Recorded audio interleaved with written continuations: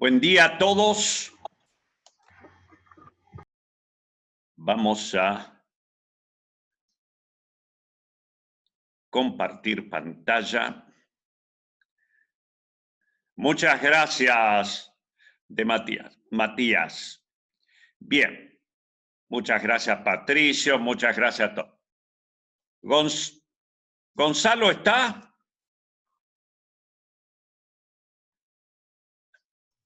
Sí, doctor, estoy acá. Hola, hola. Buen Muchísimas día, ¿cómo le va? gracias, Gonzalo, por el intercambio epistolar que hemos tenido a través del correo electrónico. A usted, muchas gracias. Bueno, vamos a seguir hoy y fundamentalmente vamos a estar conversando en esta primera parte del síndrome metabólico, pero los aspectos fundamentalmente, yo diría, que hacen a la terapéutica de esta constelación de factores de riesgo, que es el síndrome metabólico. Ahí le damos. Bien, ¿por qué? Porque ya lo vimos en la primera parte, es decir, en el primer cuatrimestre, todo lo que era la fisiopatología y también los aspectos semiológicos. Cualquier cosa, como lo tienen esto en MP4, van y lo pueden repasar. Nosotros ayer habíamos hablado que el síndrome metabólico, al tener esta constelación de factores de riesgo, es una verdadera usina generadora de radicales libres. Y también sabemos que el tejido adiposo fabrica más de 30 sustancias, incluso citoquinas proinflamatorias. Y allí tenemos, como para hacer un resumen de lo que vimos en el primer cuatrimestre, todos los elementos que lo componen y no solamente los 5 aspectos que lo definen, ¿no? Es decir, estos pacientes van a tener hiperuricemia, muchas de estas mujeres van a tener síndrome de ovario poliquístico, al tener un incremento o un sobrepeso y obesidad, van a tener mayor predisposición a la osteoartritis, es decir, a la artrosis. Pero me interesa mucho que estemos hoy pensando en la inflamación crónica, y justamente vinculado también a la pandemia que nos está azotando. Ustedes saben que, entre otras cosas, la interleuquina 6, el factor de necrosis tumoral, ya es como que al tener inflamación crónica, estos pacientes ya de por sí la tienen elevada. Como acá se los pongo, tienen interleuquina 6, un estado inflamatorio, un estado protrombótico. Si ustedes recuerdan cuando hablamos hace unas semanas atrás sobre COVID, comorbilidades y aquellos pacientes que tenían peor pronóstico, fíjense que ahí vemos los pacientes hipertensos. De por sí, el paciente hipertenso ya tiene también un estado proinflamatorio desde el comienzo. Como así también aquellos pacientes obesos tuvieron peor pronóstico, como también los diabéticos, ni que hablar esa conjunción. Y cuando yo les dije laboratorio de los pacientes que tenían peor pronóstico, veamos que tenían elevación del dímero D, nos está hablando del estado protrombótico, elevación de la proteína C reactiva, estado inflamación ya directamente, y si ya hay una tormenta de citoquinas, la elevación de la ferritina y de la interleuquina 6. Bien, hoy lo que vamos a hablar es fundamentalmente de cuáles son las medidas terapéuticas. Indudablemente que el cambio en el estilo de vida es el elemento primordial. Y quizá la administración de suplementos. Cambio de estilo de vida, la actividad física, que ya estamos hablando y lo decimos siempre, aproximadamente 150 minutos por semana, y una alimentación saludable. En cuanto a la terapéutica farmacológica en la resistencia insulínica o para combatir la resistencia insulínica, yo diría el elemento fundamental o el fármaco fundamental es la metformina. Obviamente que podemos utilizar gliptina, pero a mí me gustaría que aprendan a manejar la metformina. En la hipertensión arterial, no olvidemos que el gol estándar está dado por los inhibidores de enzima de conversión y los bloqueadores AT1 de la angiotensina 2. Y en las dislipidemias, las estatinas, solas o unidas a la ezetimibe, y si los triglicéridos están en niveles muy altos, más de 500, más de 1000, el uso de fibratos. No hay duda, ya lo vimos, la importancia que tenía, ayer lo estuvimos conversando, la dieta mediterránea, por los polifenoles de frutas, verduras, etc. El uso del aceite de oliva, y bueno, y todos lo que conversamos ayer. Recuerden, nada más que esto, para que lo tengan presentes, así como el tango es patrimonio inmaterial de la humanidad, la dieta desde hace 10 años, la dieta mediterránea, también es patrimonio inmaterial de la humanidad. La acción en conjunto de los polifenoles, tanto del vino como del aceite, mejoran la relajación dependiente del endotelio. Y esto para que ustedes tengan un recuerdo, también lo vimos ayer, que la acción fundamental es a través de la activación también de la sirtuina 1 y de esa manera mejoran la biogénesis mitocondrial. ¿Por qué? Porque en el síndrome metabólico, como yo les voy a mostrar enseguida, hay marcadas alteraciones también en la biogénesis mitocondrial, y cuando nosotros decimos algunos de los tantos polifenoles, tenemos el resveratrol, que mejora la biogénesis mitocondrial, disminuye la inflamación, mejora la vasodilatación, incrementa las defensas antioxidantes, disminuye la producción de radicales libres.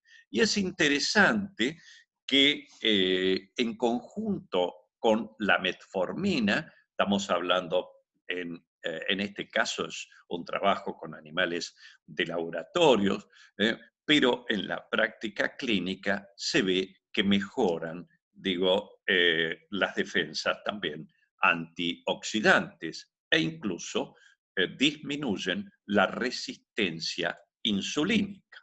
Bien, aquí yo les dejo una síntesis de las acciones a nivel, por ejemplo, de este paciente que ya es un diabético, mejoran la sensibilidad de la insulina. Incluso la uva y la pasa pueden ser candidatos potenciales en la terapéutica del síndrome metabólico. Fíjense ustedes cómo se incrementan marcadores de antiinflamación en consumo de fruta, de polifenoles, perdón, derivados de la uva. Incluso, como yo les decía, hay mujeres con síndrome metabólico que tienen un síndrome de ovario poliquístico.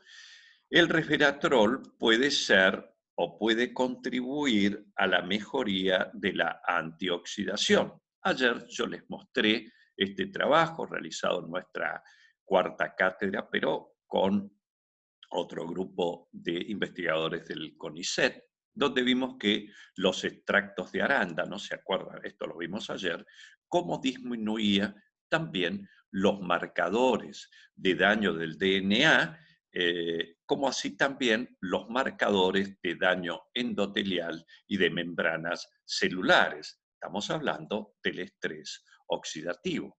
Y lo quiero compartir con ustedes porque va a salir a la luz el día 15 de septiembre en una revista que se llama Nutrient, que es todo un número dedicado a polifenoles. Estos son datos preliminares, con los primeros que los comparto, porque los tuve esta mañana, con los primeros que los comparto son con ustedes. Hemos trabajado con un grupo multidisciplinario, dirigidos por la profesora Marisa Repeto, de la Facultad de Farmacia y Bioquímica, y bueno, otros investigadores del CONICET. El autor principal es el doctor Pastor, y siempre el último es el jefe del servicio. Miren lo que hemos encontrado, entre otras cosas, que si al resveratrol lo unimos con la piperina, si no saben lo que es la piperina, es uno de los integrantes de la pimienta negra.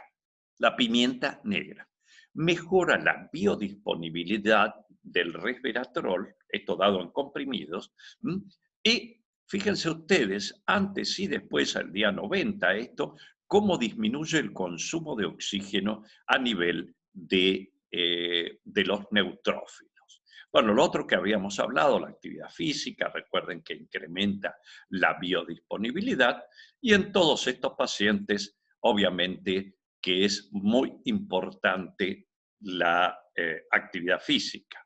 Esto es todas las causas de mortalidad.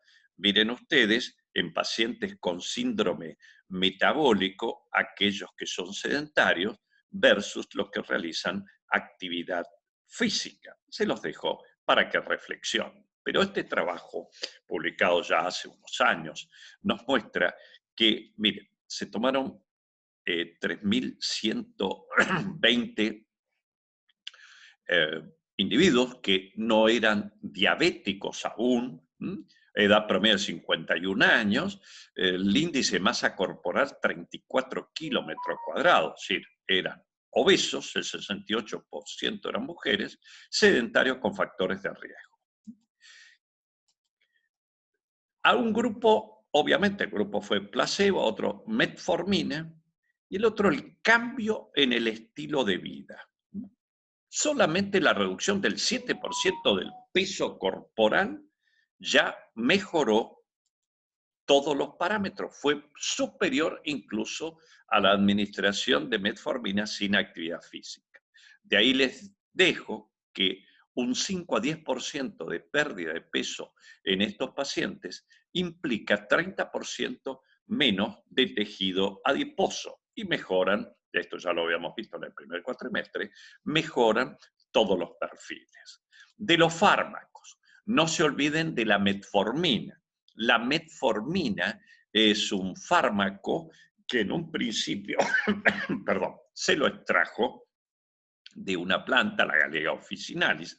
Es un fármaco, es muy antiguo, muy viejo, porque ya en 1920 se conocía su actividad mejorando las cifras de glucemia.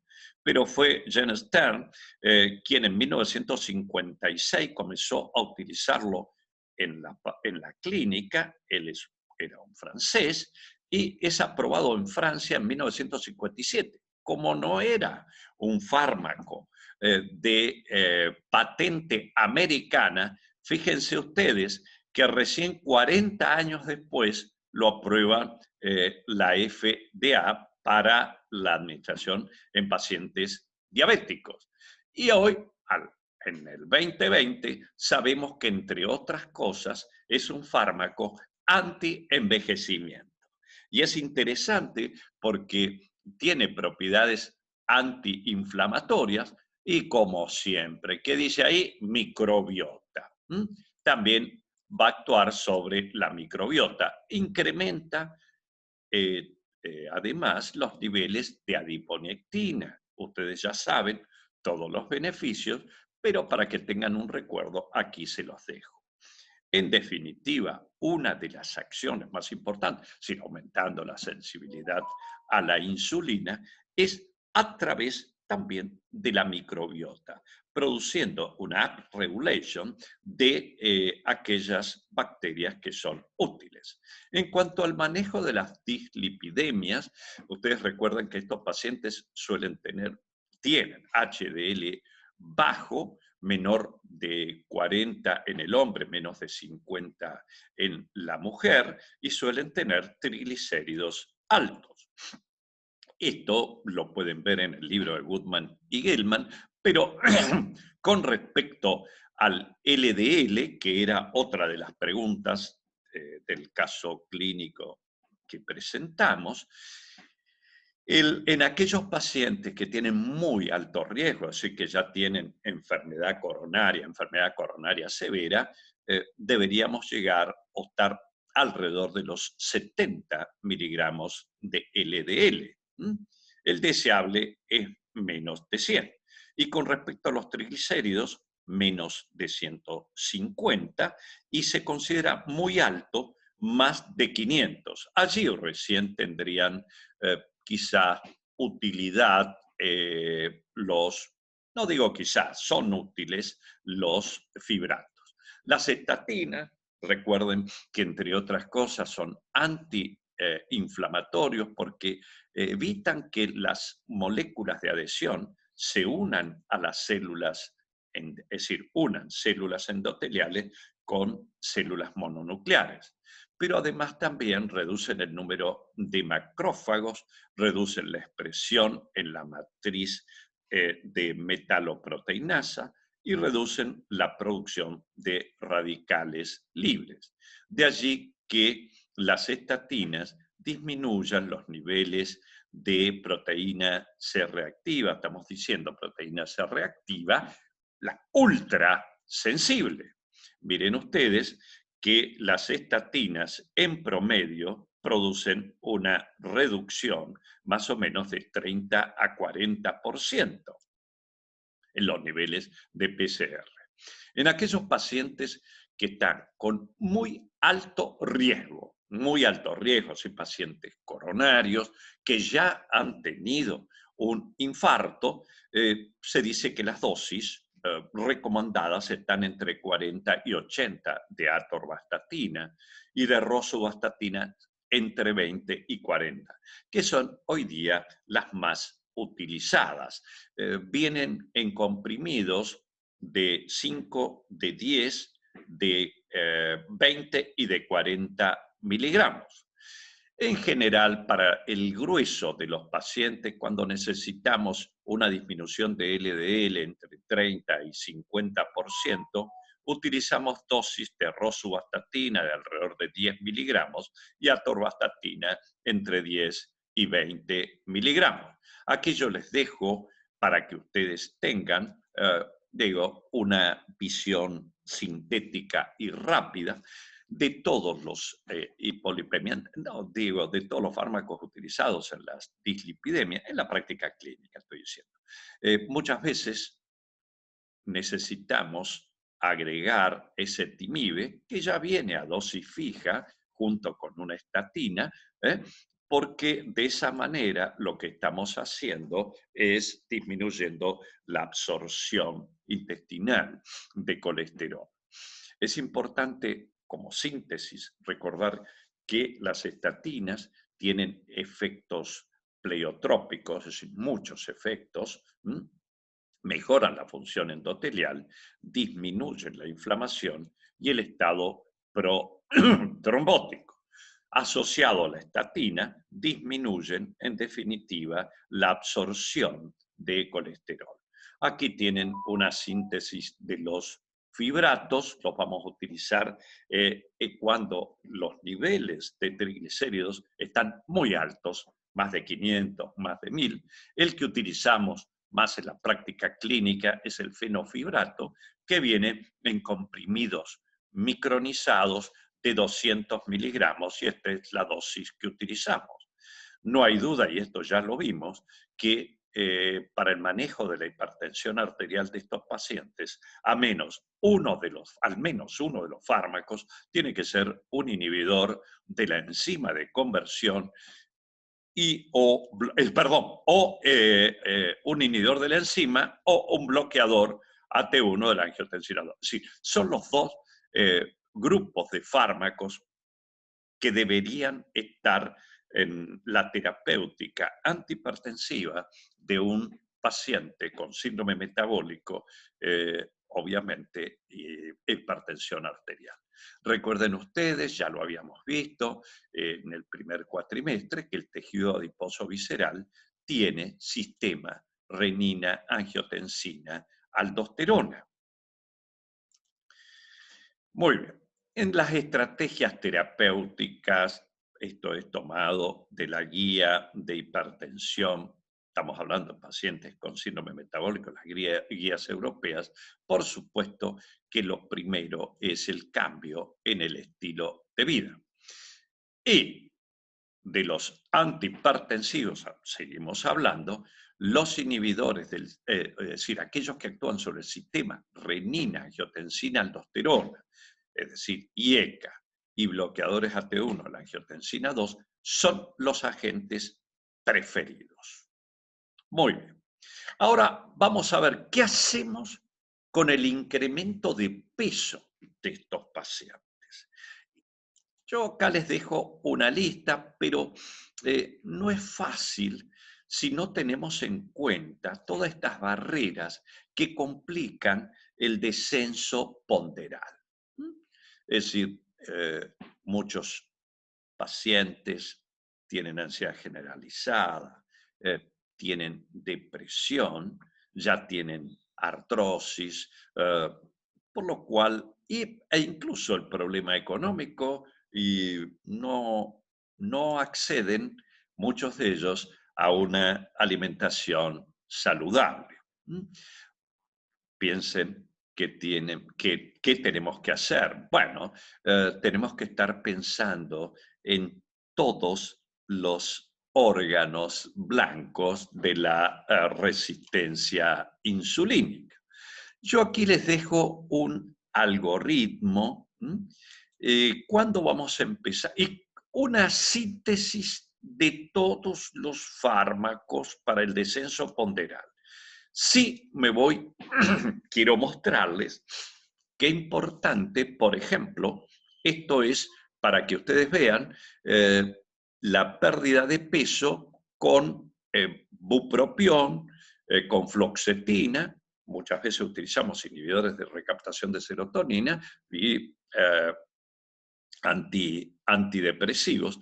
En todos se demuestra en el gráfico de Bosque de los metaanálisis que logran una reducción, pero tenemos que mirarlo en forma integral.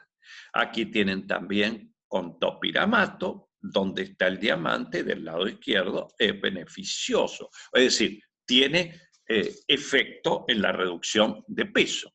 Miren ustedes, si nosotros comparamos, esto es placebo y abajo topiramato o fentermina y topiramato, evidentemente hay una reducción ponderal. Aquí yo les dejo los fármacos aprobados por la FDA. Entre otros, estamos viendo el Orlistat y la unión bupropión-naltrexona, que a partir del año pasado también lo tenemos en nuestro país. Respecto al Orlistat, sí, se utiliza y se utiliza en la práctica clínica entre dosis viene en comprimido de 60, 90 y 120 miligramos. Esta presentación naltrexona, bupropión de liberación prolongada, también yo les acabo de decir que a partir de 2019 lo tenemos en nuestro país. La dosis más efectiva del Orlistat es de 120 miligramos 3 veces por día.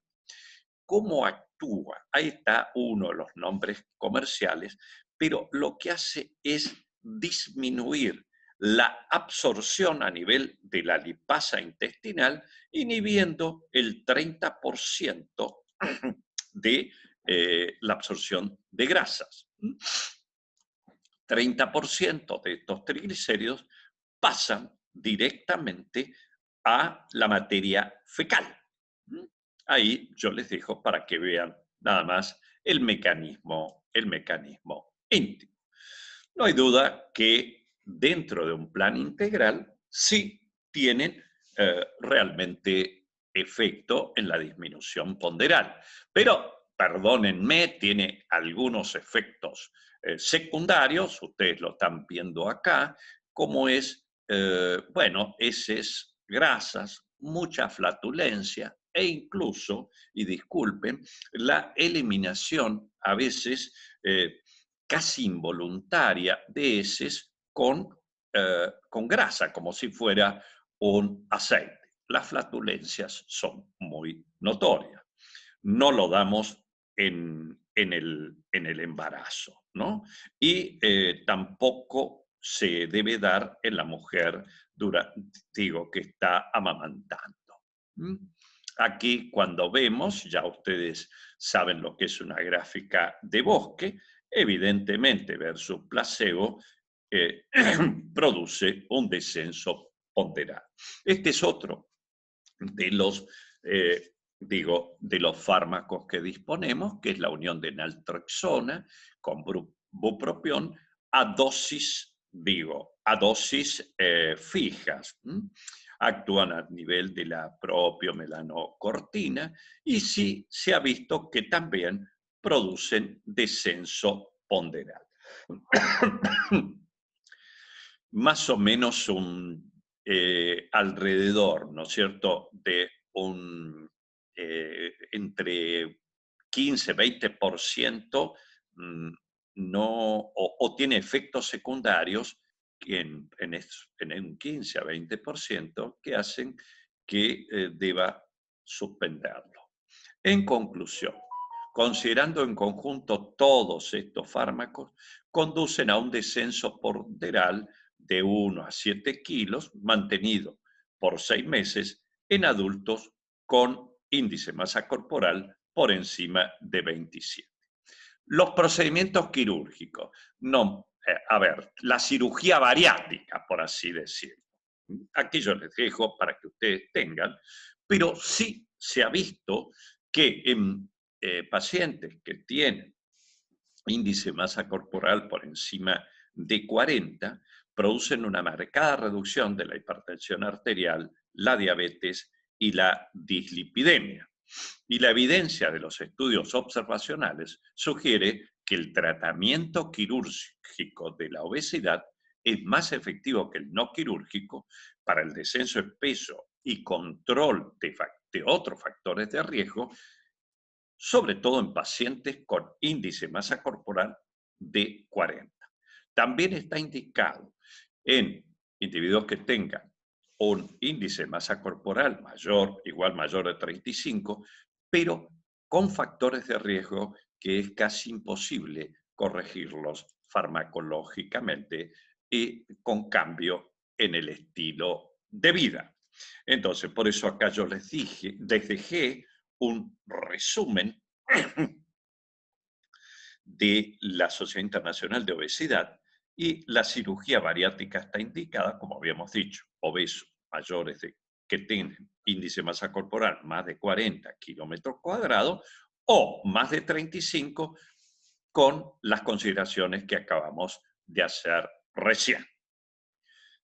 También un resumen que va hacia lo mismo, es decir, si es más de 35. En los demás, por favor, esto es muy común y por razones de estética, no es, no es que se hizo la cirugía y nos olvidamos, ¿no? Es decir, hay que tener un control permanente después de este procedimiento. Entonces, lo indicado. Mayor de 35, sí, no podemos controlar los factores de riesgo concomitantes. Y más de 40 sí está indicada.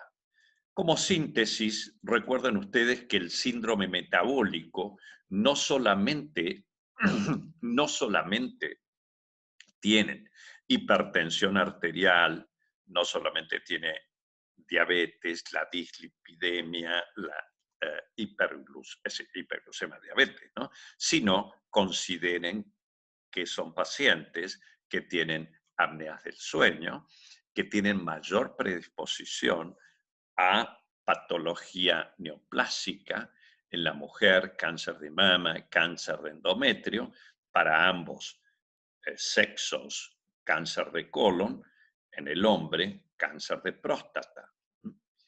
Tienen osteoartritis o artrosis, tienen patología venosa, tienen varices, tienen litiasis vesicular, ni que hablar de la esteatosis hepática, y habíamos dicho, mujeres jóvenes con síndrome metabólico que tienen infertilidad por el síndrome de ovario poliquístico.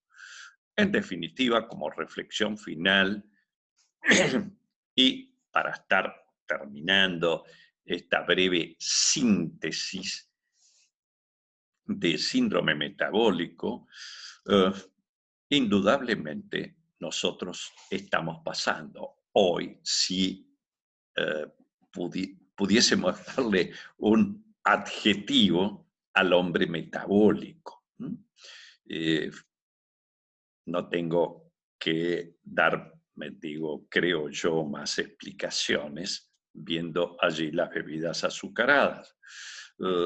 Nos interesa mucho el estudio del síndrome metabólico. Hace unos años atrás estuvimos haciendo una reunión aquí en el Hospital de Clínicas, invitamos al ministro de Salud de Japón y al director, es decir, era el doctor Yamakawa y el presidente de los Centros de Salud Pública de Japón, el profesor Kakuno. ¿Y por qué nos interesaba?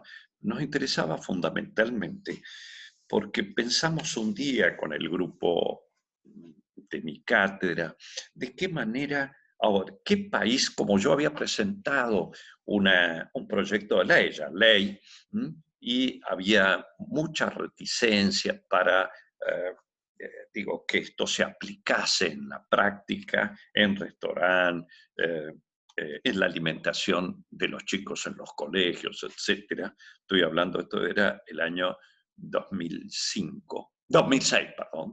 junio de 2006. Y entonces dijimos, ¿quién no debería tener síndrome metabólico? Dijimos, los japoneses.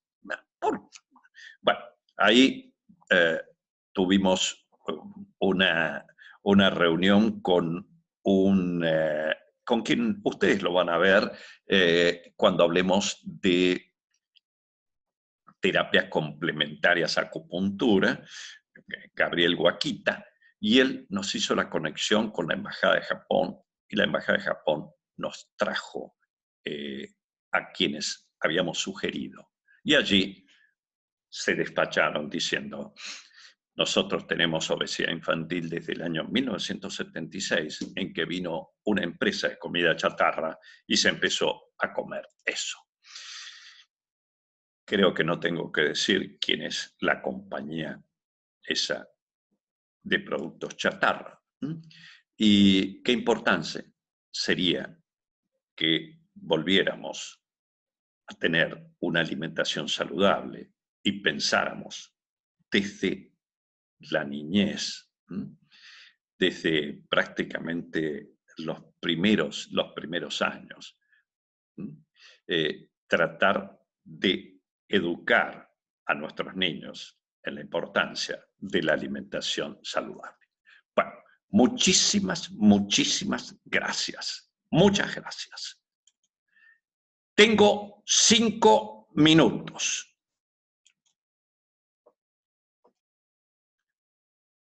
Preguntas que quieran hacerme, que quieran agregar algo. Por supuesto que a las 11 nos vamos a ver para hacer la discusión del caso clínico.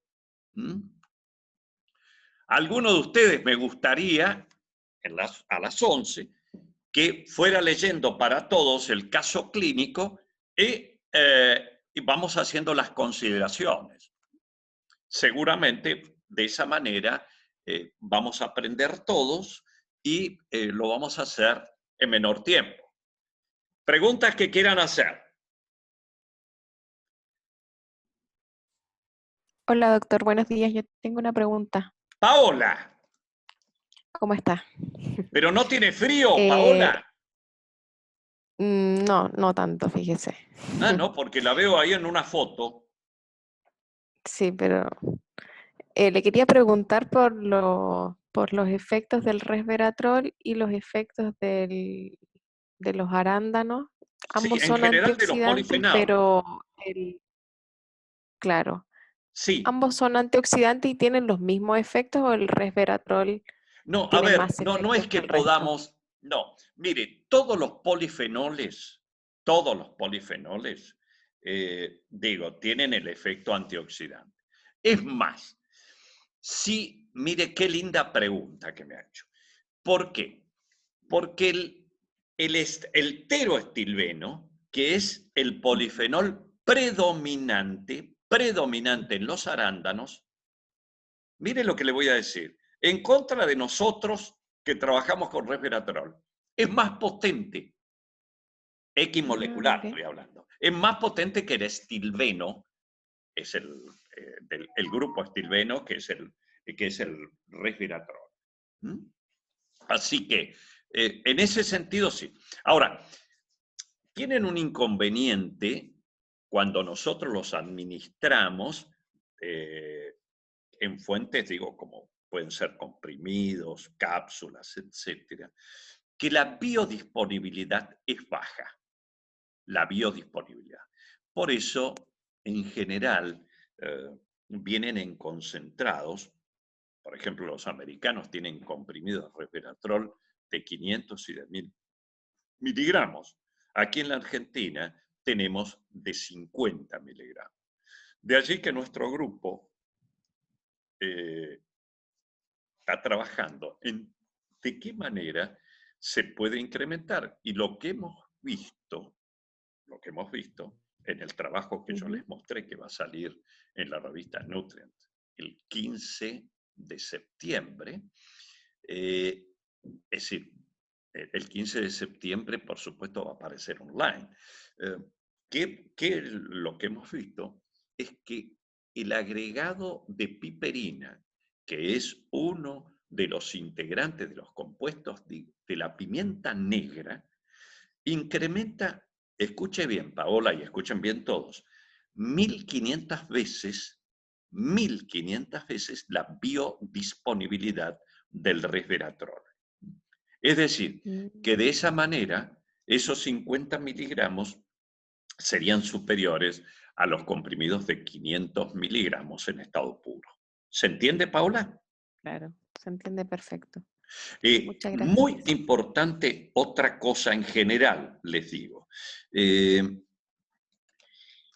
Recuerden que los polifenoles no solamente son el resveratrol, es el teroestilbeno de los arándanos, sino que está la epigalocatequina, tenemos flavonoles, flavonoides, etc., antocianinas, son numerosos. Y sí, sin lugar a dudas, son los antioxidantes más poderosos. ¿Alguna otra pregunta? Delfina Zaroto, qué gusto verla. Buen día. Hola, buen día. ¿Se entiende, Delfi? Sí, perfecto. Muy claro. Bueno, de todas maneras tienen después esto enseguidita nomás, ya lo van a tener subido y por supuesto para repasarlo y para estudiarlo o tenerlo como guía a posteriori en el manejo de pacientes.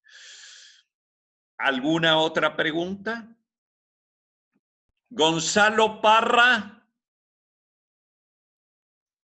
No, doctor, todo muy claro, gracias. Bien.